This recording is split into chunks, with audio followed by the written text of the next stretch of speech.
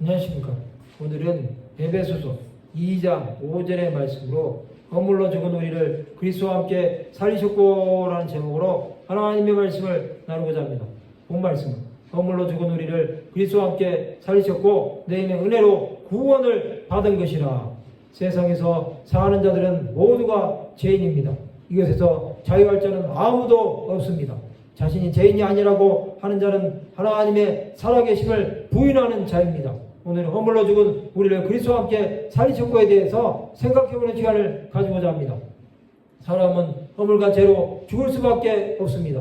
이것은 사람은 누구나 태어날 때부터 아담의 원죄인 하나님을 떠난 죄입니다.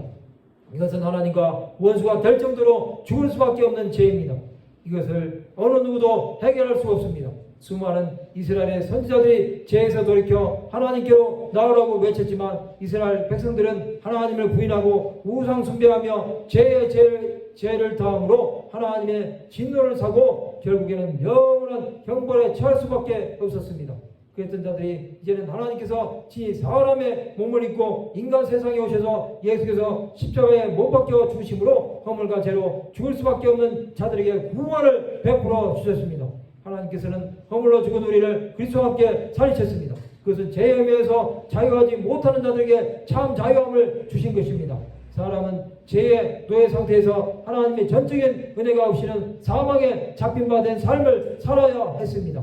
그것을 깨뜨리시기 위해 예수께서 오신 것입니다. 이것은 전적인 하나님의 은혜입니다. 하나님이 없는 백성들은 구원의 소망이 없었지만 은혜로 구원받은 자들은 예수 그리스도의 십자가에서 엄청난 대가를 치르시고 죽으심으로 값없는 죄에서의 용서하심을 받은 것입니다. 사람의 허물은 아무리 씻어도 씻어지지 않습니다.